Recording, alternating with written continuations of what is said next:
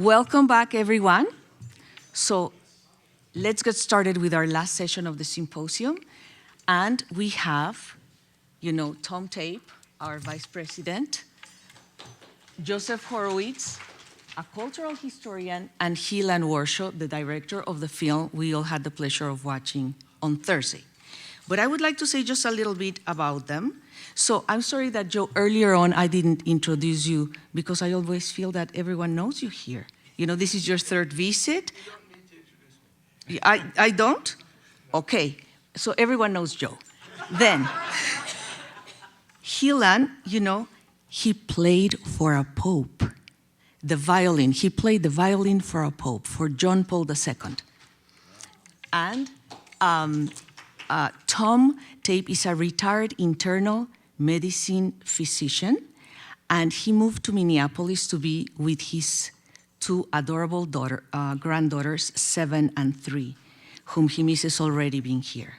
But he agreed to moderate this discussion. So that's all I have to say to you. Thank you so much.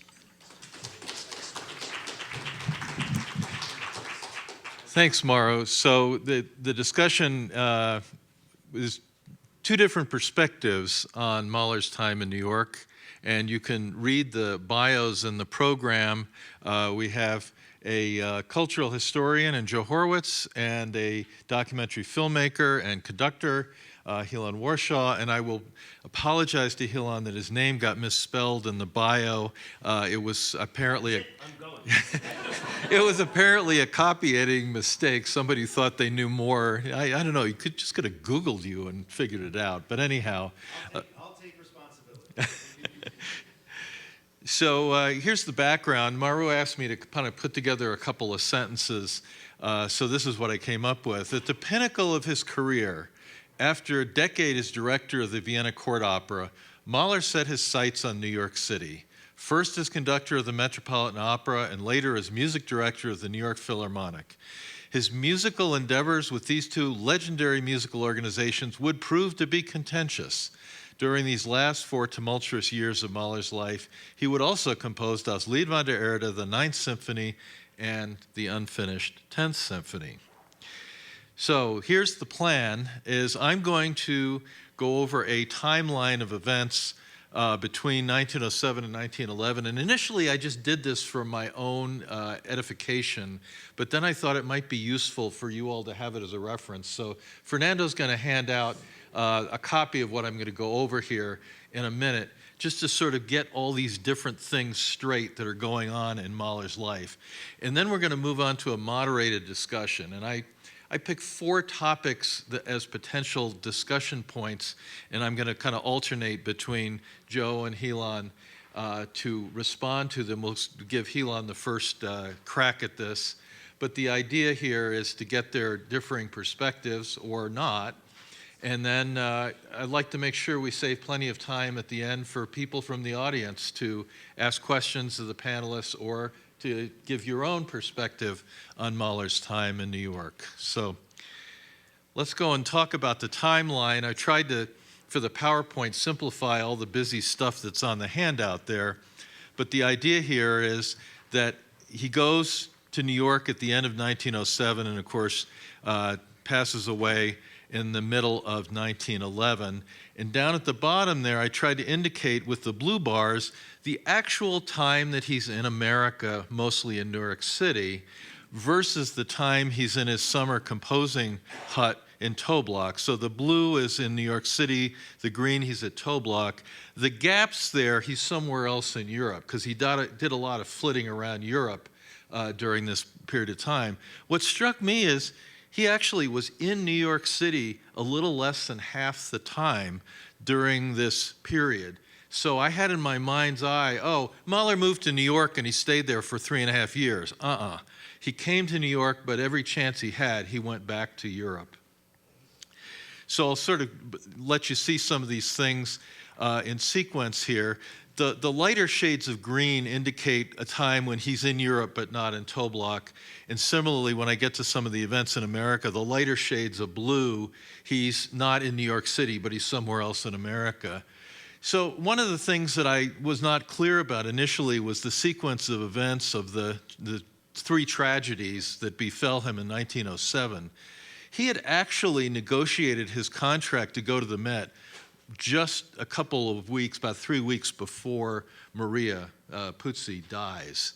And I, in my mind, had it in the opposite relationship. And of course, a couple days after his daughter's death, an incidental physical exam on Mahler disclosed that he had this valvular heart disease, which is asymptomatic and he'd probably had for years, but that would prove ultimately to be his downfall, but not necessarily when it happened. He could have easily have lived with that condition another 5-10 years had he not contracted the infection. So he and Alma sail across the Atlantic Ocean, and they arrive in New York City on December 20 in 1907. And really very quickly thereafter, January 1st, he premieres his first opera with the Met, Tristan and Isolde, and in sequence does 4 more operas, including Fidelio, which was one of his real successes, at least in Vienna, and I think it was well received in New York as well. I also put in there the Fireman's Funeral Incident, which you all who've seen the play or seen the film were well aware of. And again, I don't know why I thought this, but I figured it must have happened like a month before he composed the 10th Symphony. But it actually happened 2 years before he decided to incorporate that into the 10th Symphony. So just park that thought. And then in June, they spend the first summer in Toblach, and at that point, he and Alma are there together, and he starts working on Das Lied an der Erde, but then he leaves in September to go to Prague, where he premieres his 7th Symphony. Then they get back in New York around Thanksgiving time, and pretty soon thereafter, he gives the premiere of his 2nd Symphony in the United States. Of course, he had already premiered it in Europe quite a while before that. And then in December 23rd, he starts his 2nd season at the Met, and he does the operas that I listed there. And the thing I would note here is this is when he starts getting crosswise with the management, and he starts getting conflicts with Toscanini, and he decides that maybe he'd better go ahead and accept the offer to become the director of the New York Philharmonic. So that starts in February, where he's still pretty early in that 2nd Met season. The other thing I put on here is April 6th, he conducted his version of Beethoven's 9th Symphony, which you all can hear tonight when the MahlerFest performs this. And then in April, later, just after he does the 9th Symphony, he and Alma are off to Paris, and then Gustav goes to, I've got that wrong. He goes to Toblach and completes Das Lied an der Erde, and he works on the first 3 movements of the 9th Symphony. But meanwhile, he's recommended that Alma spend some time at a spa because she's suffering from what I think today would be called depression. But this is not the spa where she meets Walter Gropius. This is a different one. And I Google mapped these things. This spa is about 2.5 hours today by car, which of course would have been a much longer trip in those days from Toblach. So in October, they're back into the United States, and now he's starting his first regular season with the New York Phil.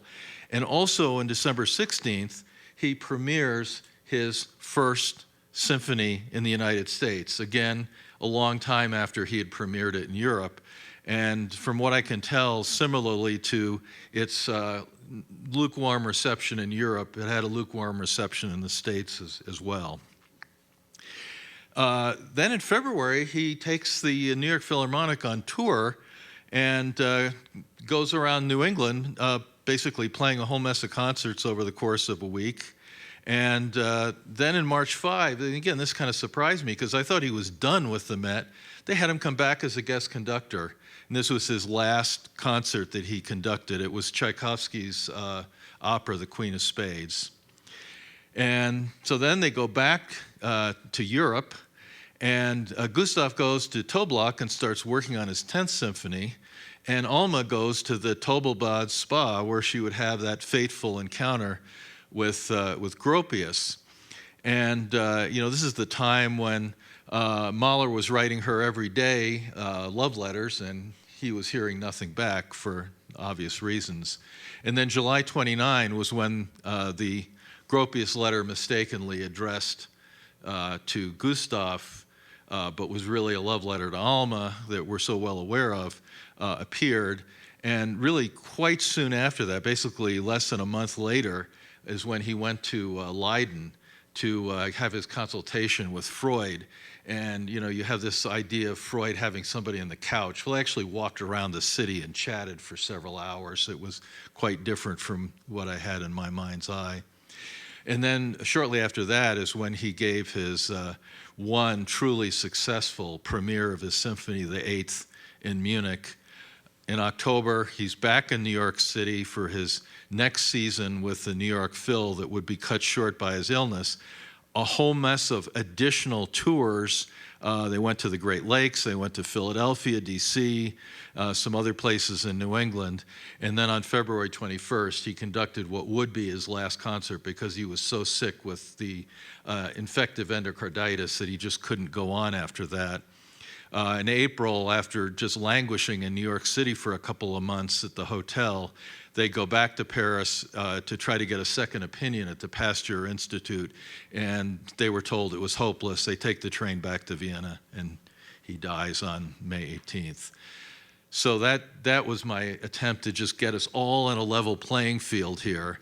And then, let's go on now to the interesting part, which will be the discussion. So I'm going to start here with the first topic, and I will mention, to try to keep this spontaneous, I've actually not shared the specific questions. I've talked to the two discussants about general things we're going to talk about, but they're seeing these for the first time. So the film that Hilan directed presents views of multiple commentators who express various perspectives on Mahler's experience in New York City. Taking account of these various opinions, how would you sum up his New York experience? And after you're done, I'm going to ask Joe to reflect on that as well. So take it away, Hilan. Well, then I better make sure this is on. Oh, yes, great. Well, thank you. Thank you all so much for having me here, and a couple of days ago for having my film, and for the extremely kind reception that got. It's an honor to be sitting here with Joe. Joe is, of course, one of the wonderful commenters in my film. If I can pick up from Maru's introduction of me today, I think it's clear that the three main professional highlights in my life were playing violin for the Pope, making Mahler in New York, and being here. So I don't know whatever happened in between. To start with, I think the first thing that we can say, and one of the most important things that we can say about Mahler's time in New York, is that it was brief.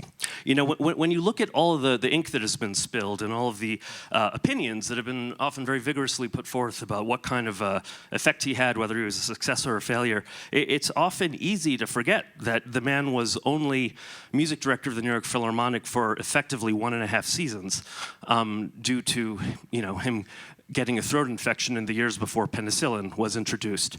So it sometimes seems to be almost a little precipitous, and in the case of negative judgments, to be perfectly frank, a bit uncharitable, to draw too firm conclusions about what Mahler's level of success was in New York, because he had just signed his contract with the guarantors shortly before his demise. The story was supposed to keep going. When we look at the testimonies from the time, we see extraordinary variety. Having lived around orchestras most of my life, I know that people who work in and around orchestras tend to be very opinionated. That was true now, it was true then. New Yorkers also tend to be very opinionated, as I'm sure you're about to, True now, true then. And so virtually everything you hear about Mahler in New York from one of the contemporaries, you'll hear the opposite. For every critical review, you get a rave. For everyone who says Mahler was intolerant and standoffish, you get an orchestral musician who says, we loved him, and talks about the parties he took them all out to at social clubs when he was pleased with them. So when we try to figure out what was this all about in the end, what's the verdict, ultimately, we can't really say, because also there's no recorded legacy, unfortunately. So given that, and given the tragically foreshortened time span, what you have to do is you have to look at at the vectors. You know, what seems to have been taking shape that was likely to continue if he, and ultimately if we, had been given more time with the subject of Mahler in New York. And opinions clearly will vary. I think Joe and I have come to some different conclusions, probably also some similar conclusions. But I mean, I would say, from everything I've seen, I mean, an objective analysis would say that by most standards, Mahler's time in New York was an unquestionable success. I mean, he achieved huge things. It wasn't perfect. It couldn't be because of the demands of the job, because of Mahler's own personality. I mean, he doubtless made things harder for himself because of things that were not in his control, such as the frankly amateurish management of the New York Philharmonic, which, especially in his second season there, clearly bit off way more than they or he could chew.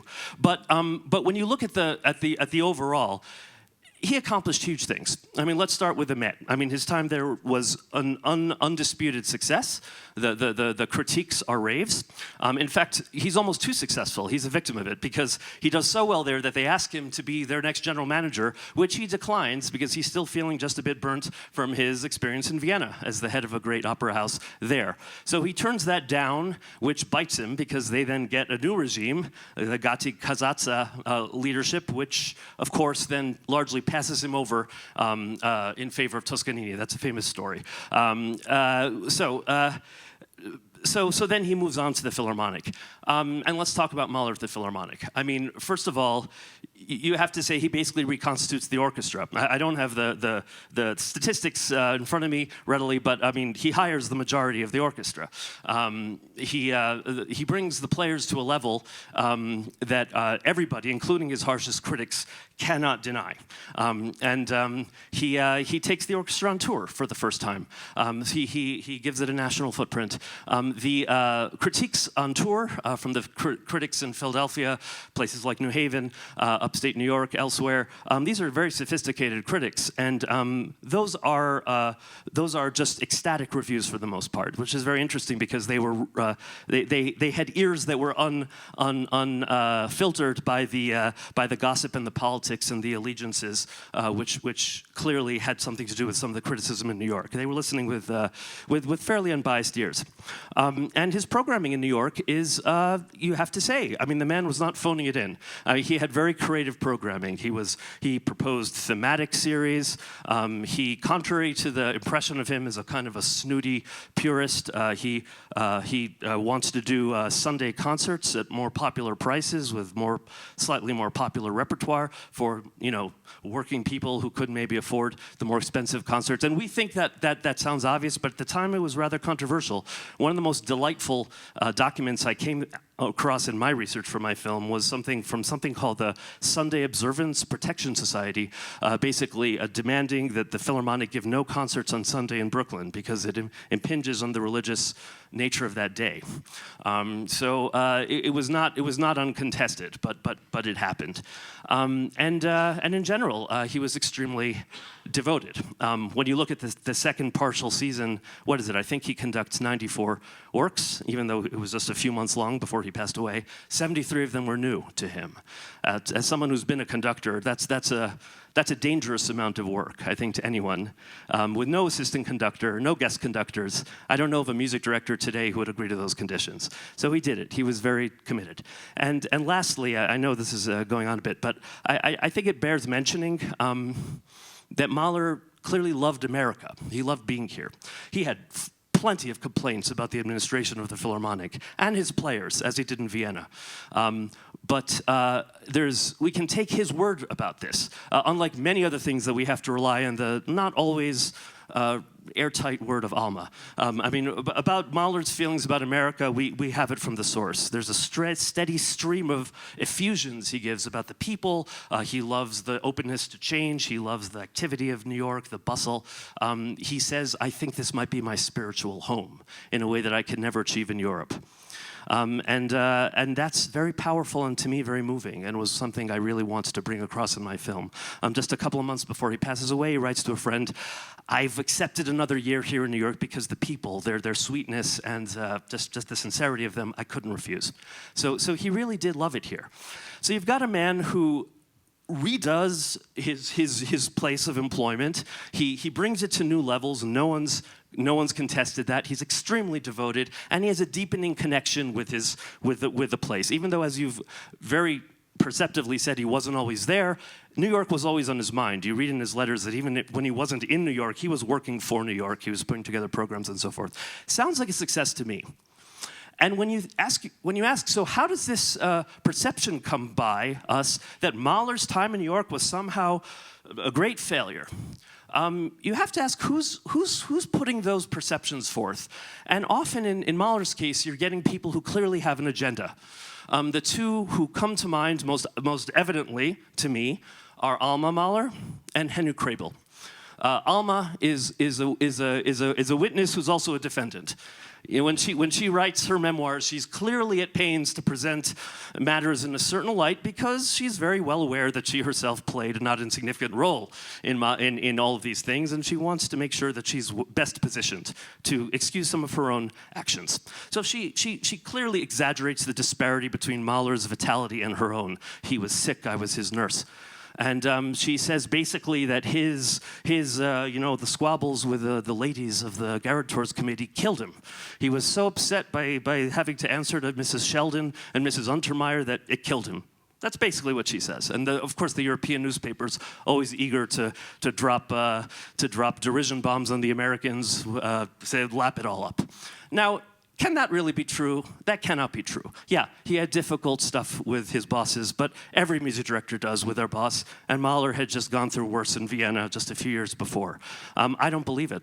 I think that's a deflection from other things that were probably weakening Mahler a lot more in those years, that cut closer to home literally. And as for Krebel, I mean, Krebel was a walking conflict of interest.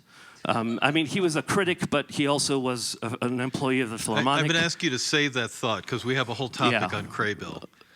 So maybe you can pass the mic to Joe and let's hear what he has to say about the last thing I'll say is I believe that one of the things, and correct me, Joe, if I'm wrong about this, but one of the ways in which we differ is I think you more or less take both Alma and Krebel at their word about Mahler's last years. The beautiful piece of yours that we saw a couple of nights ago quotes Alma's memoirs at length, and you've said to me and elsewhere that you find Krebel's critiques entirely credible. So I guess I'm curious about that and what led you to that, and also just how your views differ from mine here.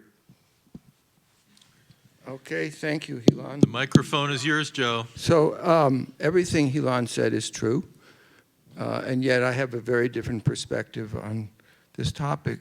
So what is my perspective? I was a New York Times music critic long ago, and was very disillusioned about the state of classical music in the United States. So I found myself impelled to try to figure out what happened and what went wrong.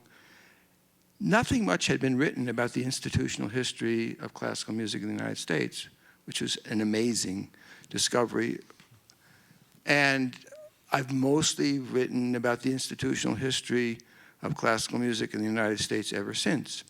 I began by looking at the Toscanini cult because I'm old enough to have remembered it, and it seemed to me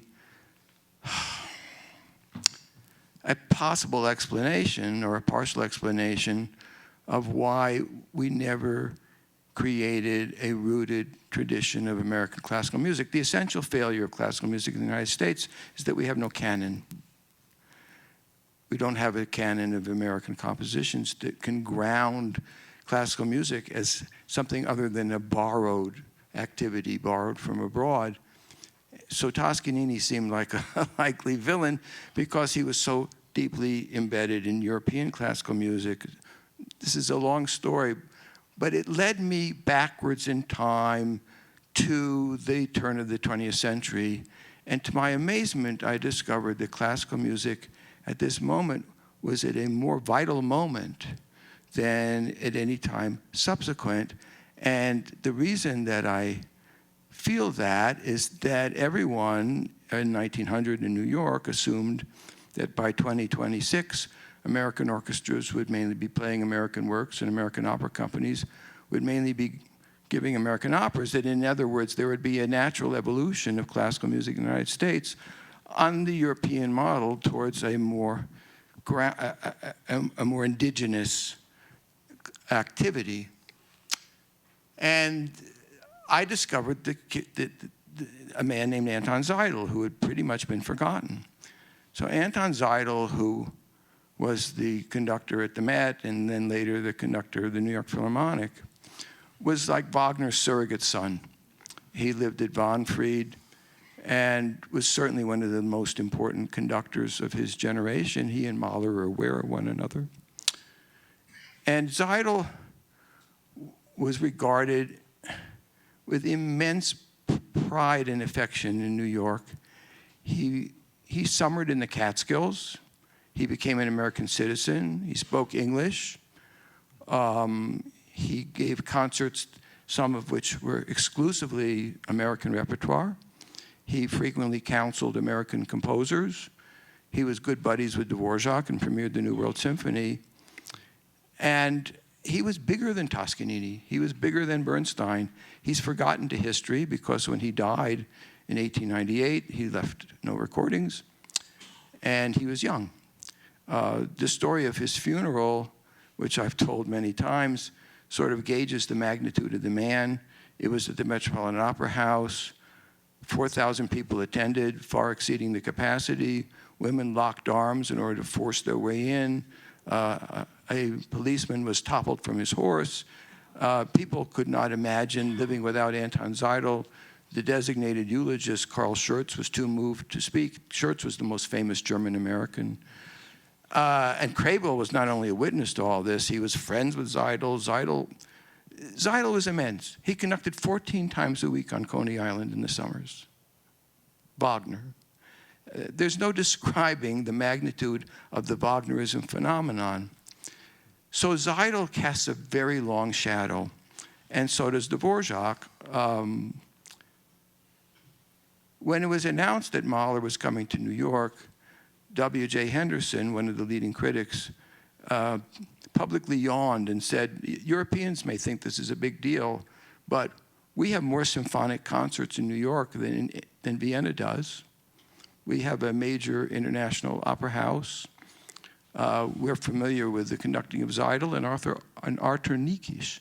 So Nikisch, who became the leading European symphonic conductor in Leipzig and Berlin, conducted the Boston Symphony for 4 years. That means he conducted 400 concerts in the United States, not only in Boston, but touring. So New Yorkers knew Seidl, and they knew Nikisch, and they knew Wagner. The problem with Mahler is that people like Krabel were looking for a cultural leader commensurate with Seidl. They wanted somebody to help. And that foremostly meant helping us find our American composers, our American style.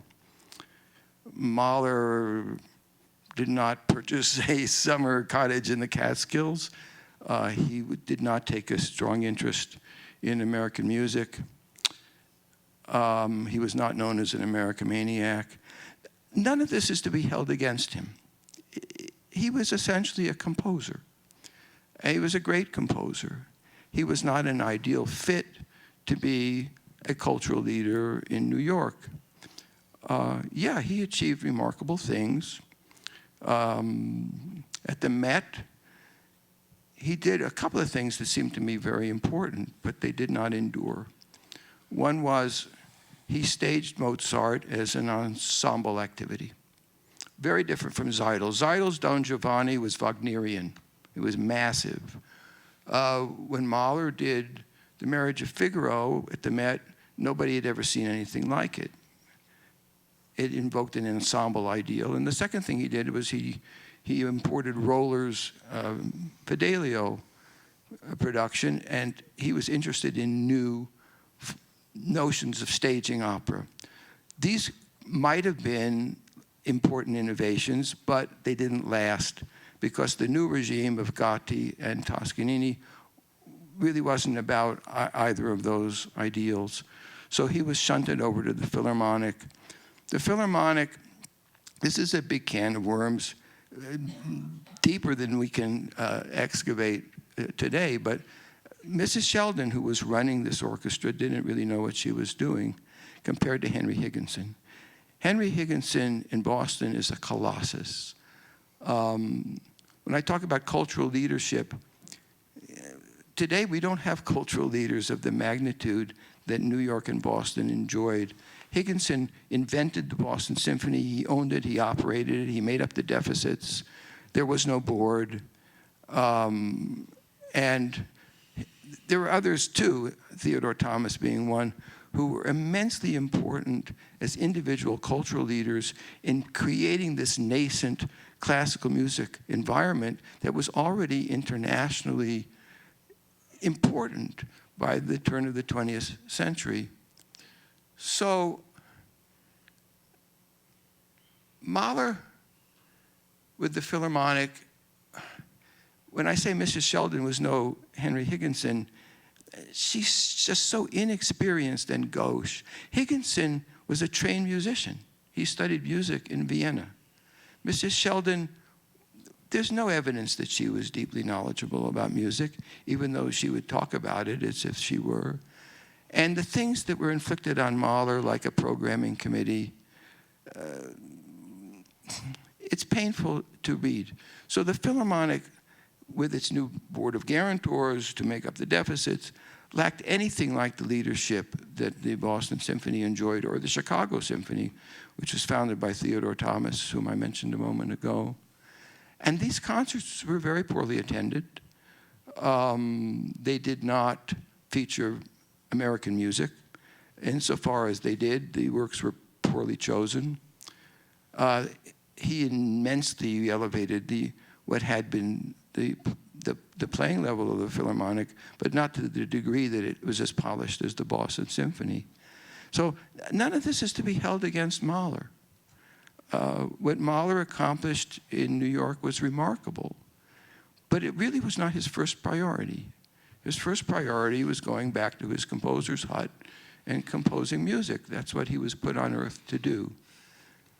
Then you get to Mr. Crabill's notorious obituary in which he declares Mahler. Okay, let me stop there. I'm going to jump to that exact obituary and quote from it so the audience has some context here, and then you can keep going, okay? Okay. So this is actually the third topic, and I was going to have Hilan go first, but why don't you go first on this? So in an obituary for Gustav Mahler, New York music critic Henry Crabill wrote, "He, more than anyone else, had shaped his fate in New York largely by his foolishness and naivete.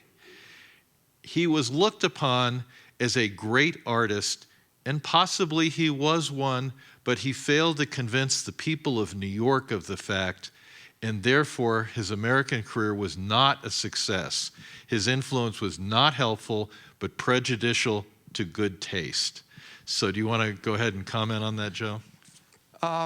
I mean, do you think that's a fair assessment, or is Crabill being vindictive, I guess, is really the question? No, I don't think he's being vindictive. Crabill is himself an immense figure. I've written about him more than anybody else ever has. He has his hands in everything. Except Crabill. And it's a strength. It's not a weakness that he is the person who created the English language libretto Parsifal so it could be produced at the Met during World War I, that he's the person who more chronicled the history of opera in New York than anyone else, that he wrote by far the most used and best known musical guide for laymen in the United States, that he was the program annotator for the New York Philharmonic. The fact that he was an active participant in the musical life of the United States, he wrote the first book studying African-American folk songs. I mean, digest that. He was close friends with Seidel. His advocacy of Dvorak was humanitarian. Like Dvorak, he thought that what they called Negro melodies would be a fundament for future American music. He was good friends with Harry Burleigh, Dvorak's black assistant, who was a pivotal figure in turning spirituals into concert songs for a solo singer and piano. I mean, the list of things that Crabill did is just inexhaustible. I think in many ways he was an exemplary, quote, music critic. He was much more than that because of his custodianship of the cultural life of this city, in which he played an active role. So he knew Seidel, he knew what Seidel did, he knew Dvorak, he knew what Dvorak did. He earnestly wanted this tradition of cultural leadership to be sustained. I'm sorry. No, it's... He earnestly wanted this tradition of cultural leadership to be sustained because classical music in the United States was nascent. It was fragile. And it proved to be all too fragile. If we had had a succession of Seidels, we wouldn't be in the situation we are in today, where classical music is so marginalized from the American experience. I can't even begin to talk adequately about Craybill. We have to separate Tom Craybill's reaction to Mahler's music from Craybill's reaction to Mahler's conducting. I guess I should talk about Craybill's reaction to Mahler's music. Craybill, as the New York Philharmonic music director, showed little awareness of what Seidel had done. And when he announced that he was going to curate a series of symphonic concerts to tutor the audience, beginning with music by Bach, this was a faux pas. The active word here is naivete.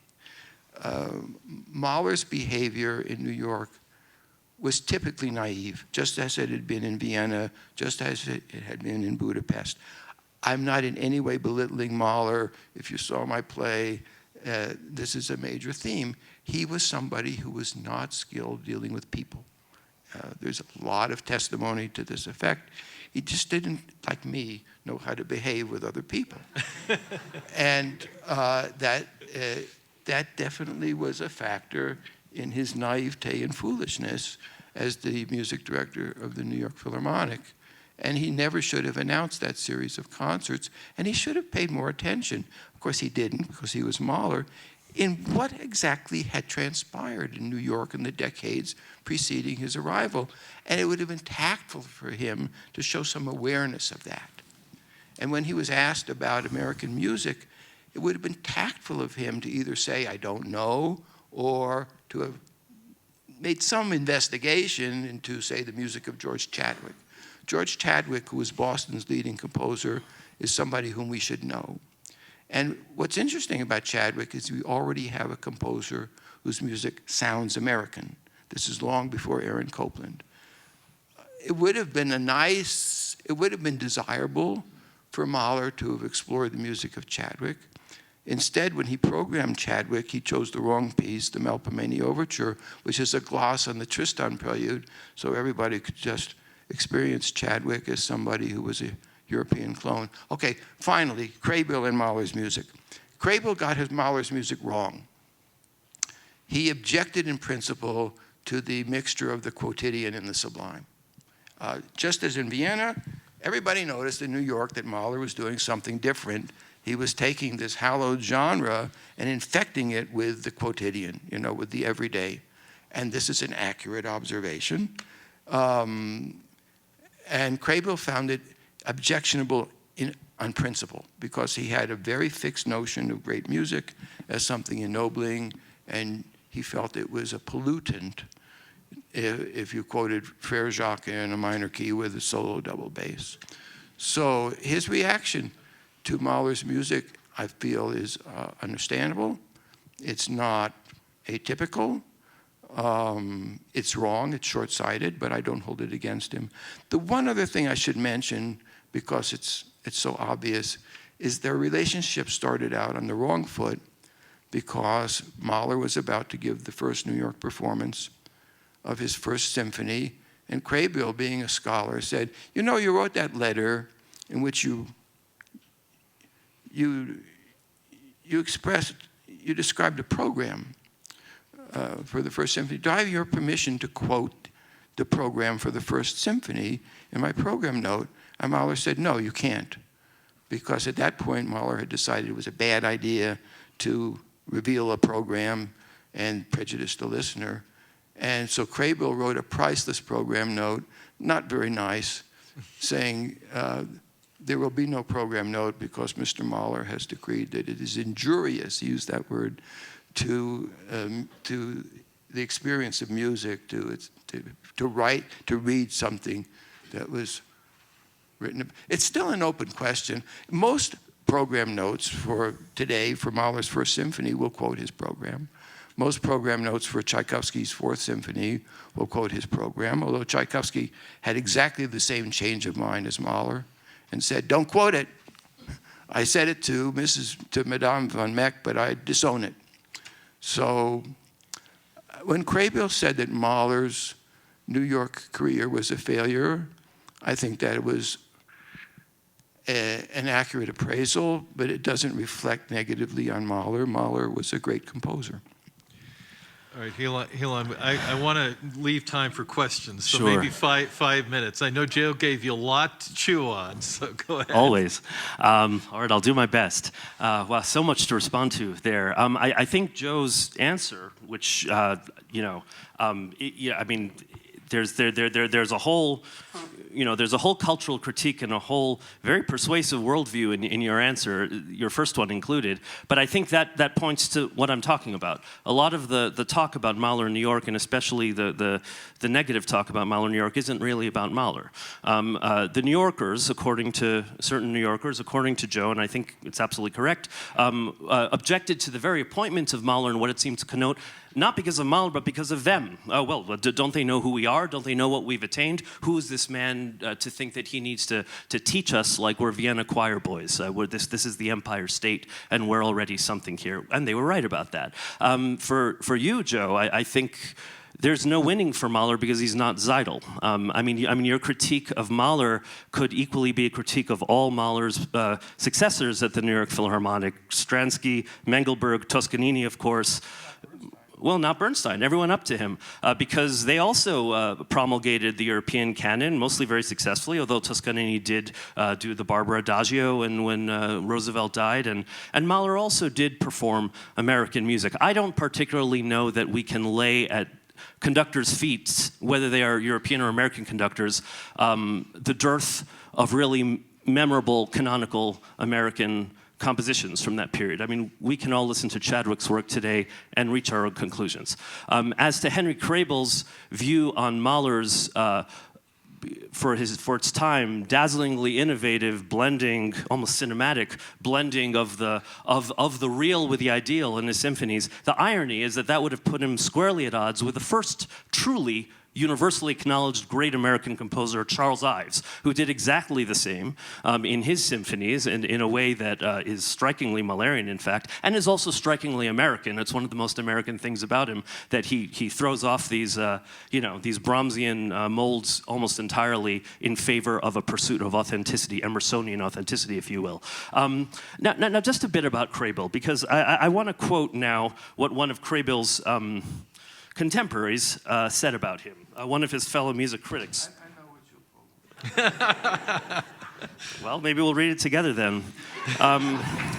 It is the worst of bad taste to hire the services of a critic of a daily paper, he's talking about the New York Philharmonic here, whose duty it is to criticize in such a paper the very performances of the society. It has the color of a bribe. It appears without causing any casuistry at all to prove it. In other words, here we are once again completely in unanimity, Joe, about the real dilettantishness of the Philharmonic's management. They had any number of people in key positions who had clear conflicts of interest. One of them was Craybill. Interestingly, that Craybill rhymes with playbill, because that was his job there. He wrote for the programs, but he was also reviewing the concerts. Now, as far as Mahler's not making his youthful program for the larger version of the First Symphony available to him, I'm sure that would have been disappointing to Craybill, but if he truly was the assiduous and selfless scholar that we want him to be, he would have known that this is part of a long evolution in Mahler's thinking, and would have respected that. I think we've all had situations where we've had professional disappointments. How do we react to that is up to us. My problem with Craybill's commentary on Mahler is that it's all about Craybill. I mean, he's rather petty, I think. To make the fact that Mahler didn't play along the subject of his program note is silly behavior. And to write the obituary so soon after the man died we don't like when people do that. We don't like when our president exults in the recent death of people he didn't like. And there's a reason we don't like it, because if there's one thing that binds us all as human beings, it's that we know we're going to die. And the thought of somebody, making it derogatorily about them so soon afterwards rubs one the wrong way, for good reason. The other thing about Krebel, which we don't talk about enough, is that another conflict of interest is that he was teaching at a conservatory that was financed by the Damrosch dynasty, who were also behind the rival orchestra in New York, the New York Symphony. So there's a lot behind Krebel that has nothing to do with his true gifts as a commentator. I love Krebel's writing on Beethoven. I agree with you that he's absolutely an admirable intellect. But there's more than meets the eye when it comes to Krebel and Mahler. And similar to a lot of things I pointed to today, the problem is that when he talks about Mahler, he's not really talking about Mahler. You know, Right, just a word about music One directors. quick word, Joe, and then I Yeah. want to give the audience a chance, because we have a hard stop at 3:40, which is in 20 I minutes. just want to say something about music directors. Hilan's right that the Philharmonic chose poorly. But look at Boston. You have a Zeidel there. His name was Kusevitsky. Look at Philadelphia. You have a Zeidel there. His name was Stokowski.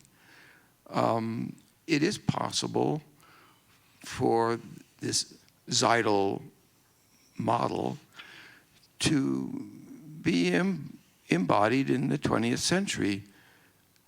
Just because it rarely was doesn't mean that it's not an appropriate ideal or a functional ideal. But they were all there for more than a year and a half. Granted, and the relationship of Ives, or the potential relationship to Ives and Mahler, I completely agree with everything that you said about the kinship between Ives and Mahler. And there's a well-known story that most of you know, that Mahler may have come across Ives' Third Symphony. I do agree with you, Hilan, that Mahler being Mahler, had he been able to stay in New York for a longer period of time, he would have taken a greater and greater interest in America and in American music. He very possibly could have come to Ives. He very possibly could have become a historic proponent of Ives. I don't deny any of that. Well, that has been an amazing dialogue, I think, and I'd like to give the audience a chance to ask questions or make comments, share what you agree or disagree with. And while you're formulating your first question, I think we'll go to Jack first. I just wanted to ask Joe, there's this reverence to Zeidel, but he had been dead for 10 years before Mahler arrived.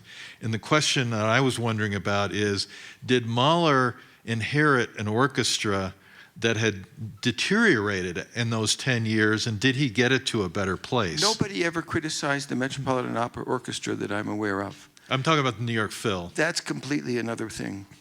The Phil that Zeidel conducted was a musicians' co-op. Zeidel said that New York had the strongest collection of freelance orchestral musicians of any city in the world. And when Zeidel conducted symphonic concerts in New York, they were mainly not with the Philharmonic, because the Philharmonic did not very often perform. Sometimes his orchestra was called the Zeidel Orchestra. Sometimes it was called the Metropolitan Orchestra. The contractor was named, can't remember, but Zeidel had a relationship with the contractor. The two of them knew all the musicians. They were using a pool of musicians. There was no regularly constituted full-time New York City orchestra that could hone its performance style to the degree that Chicago and could be done in Chicago and in Boston. The Metropolitan Opera Orchestra, on the other hand, was a world-class, permanent, full-time orchestra.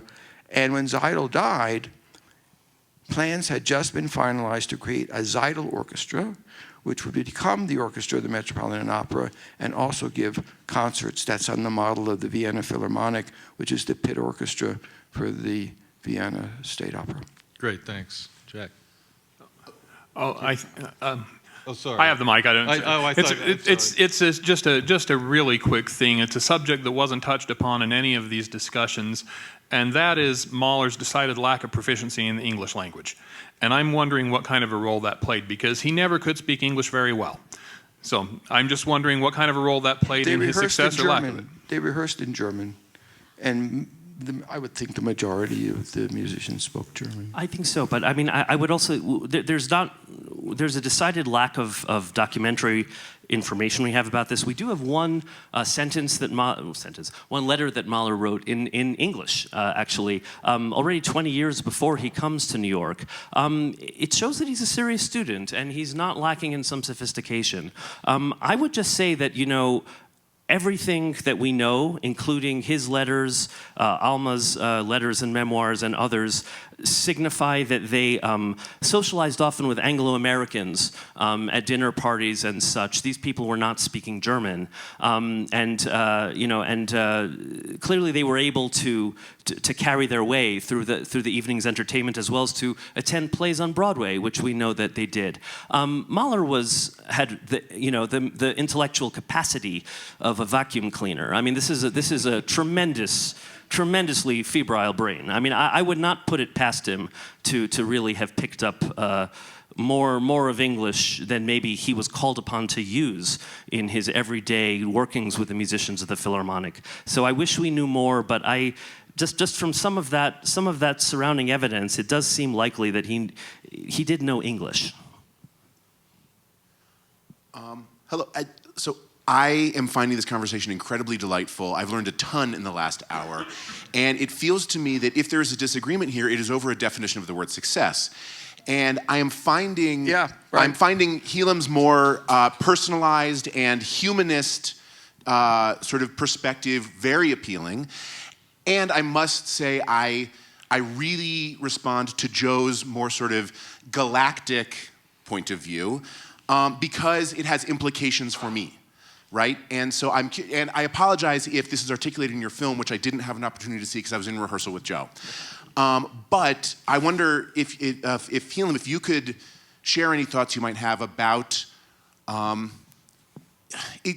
there implications on the order of what Joe is concerned with in terms of the sort of moribund state of American classical culture in your perspective, or are you just concerned with sort of a record of a man's life? Not at all.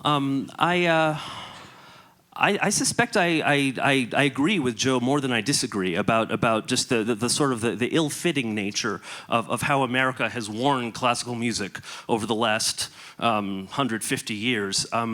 It's inevitably been treated as a European import, which I experience professionally on a regular basis because to get funding for my documentaries, which 8 of 9 of them have been classical, deep dives into classical composers, this being the most recent, I go to Europe. I mean, the networks there have the funding, they have the interest, they see rightly this music as part of their cultural patrimony. The EU sets aside funds for it. They're looking for someone to make these films, and I've been very fortunate that through relationships with them, I've been able to do so.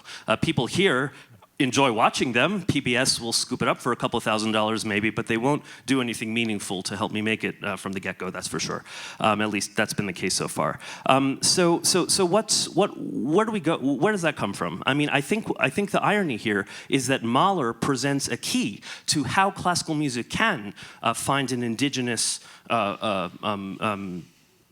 presence in America, because Mahler was all about write what you know. Here's a man who comes from the very definition of a melting pot. He recreates his town square in each of his symphonies. He gives you the gypsy, the Romani, bands, the Austrian marching bands, the klezmer and the synagogue chant, the Catholic organ and choirs, and everything in between, the Bohemian peasant dances. He's pilloried for that in Europe because they can't understand and they don't want that kind of heterogeneity in their high symphonic music. But it's a very ironically, it's a very American ideal. Everything that the critics were savaging in Europe about Mahler, I think, is part of what he meant when he said, "I think America might be my spiritual home." He didn't live long enough for it to really manifest. I would have given anything to see what we would have seen from Mahler if he had 20 more years here. I feel like he would have been a kind of a proto-Gershwin in the Carnegie Hall realm, where Gershwin was working in the Tin Pan Alley realm at that point. I could be wrong, of course, but that's what I hear in Mahler's music. So I think what we need to do as Americans and in American music is connect to our traditions, to the folk melodies, and that which we have a greater wealth of than anyone, almost anywhere, just because so much of the world has come to America, and we are a nation of immigrants. That at least used to be how we described ourselves. I hope that will continue, and so that kind of drawing deep from the well is what other kinds of American music that have been deeply successful do. Jazz, rhythm and blues, musical theater, R&B, hip hop now, bluegrass and country music. These all take from deep folk traditions in the way that the European classical masters were doing with their folk traditions. And Mahler was showing how you can do it with a whole bunch of things, and it all coheres if it's in the hands of a master. I think one of the great what-ifs in the history of classical music in the U.S., and I've written this any number of times, is what if Mahler had lived longer and espoused Ives. When you talk about the 1890s as a fertile moment, I'll name some of the pieces that were composed in the United States in the 1890s. The Maple Leaf Rag, the Stars and Stripes Forever, the New World Symphony, a wonderful piece by Chadwick you may not know called Jubilee, Victor Herbert's Second Cello Concerto, which is a terrific piece, we still hear it, and Charles Ives, this is the pinnacle now, in Yale, was already composing some of the greatest American songs, like the Circus Band. That's all from the 1890s. So one of my books, called Dvorak's Prophecy, is how all of this was thrown away after World War I. This immense achievement and potential achievement in the United States, of which Mahler was an incomplete part, that line was cut by the modernists and the new standard narrative that held that Aaron Copland's Piano Variations was the beginning of American classical music. Everything I just mentioned was forgotten. And Ives and Gershwin were marginalized, our two greatest creative geniuses. So it's surprising to look back at the 1890s. We have time for one more question. Who wants to have the last word? Chuck. Wow, I don't know if I have something as important to say. When you were talking about Crable, I was thinking of another great critic, Bernard Shaw, who we all have to admit is an immense I don't like his music criticism. Well, that's what I was going to say, is that in terms of Shaw as a music critic, Corno di Bassetto, I think is his nom de plume or something, he had an agenda. He was a socialist, and he had a view of Wagner as sort of a socialist icon with his ring cycle. So therefore, his opinion of Verdi was that it was warmed over Mendelssohn or just really not worthy music. And so I think he had a blind spot because of his agenda. And I just think that maybe Crable had sort of a blind spot because he had an agenda too. And so Mahler just was in that blind spot. And I guess the second little comment wasn't Mahler's really thoughts about America initially were, boy, I can go to America, conduct a few seasons, 2 or 3 seasons, make a ton of money, retire to a wonderful composing shack, and just keep on composing instead of having to compose on the side. And the fact that he re-upped sort of made it seem like, well, maybe he really was enjoying America, and maybe he thought there was more potential for his development as a musician and as a performing artist, even though his original plan, I think, was just, let's cash in and go back to Europe. Many European musicians did that. Of that time, Richard Strauss did it. Dvorak, I think that was a big part of his calculation. The amount of money that was available in this burgeoning, culture-hungry economy of America was dazzling to them. So he wasn't alone in that, but you're absolutely right. I mean, he does, that totally figures into his calculations, especially when things become really almost untenably difficult for him in Vienna. But you're also right. I mean, I'm basically agreeing with everything you're saying. I mean, what he couldn't have predicted is him coming here and just being floored by what he's seeing and what he's experiencing and wanting more of it. And writing to Bruno Walter when he's in his peaceful composing hut in Toblach, I actually can't wait to get back in town. That he never said that before during his summers. That was his refuge. So I think he was falling in love, and this is a story of many sad love affairs, and this is one of them. Okay, Joe, we'll give you the last brief word. While you're thinking, I just wanted to point out. Your characterization of the two of you were talking about the phenomenon of a Richard Strauss, or Dvorak, is a special case.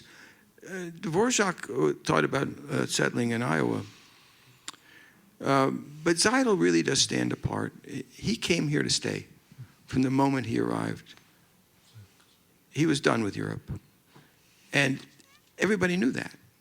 And it mattered. That's my last word. Yeah, I just wanted to point out that I love this picture of Mahler in 1910 coming back from Europe, and what a difference it makes to the more commonly shown 1911 picture where he's really, really ill, 1 year apart, and yet the difference, I mean, this guy looks like he could be 18 years old. Can I, is it possible?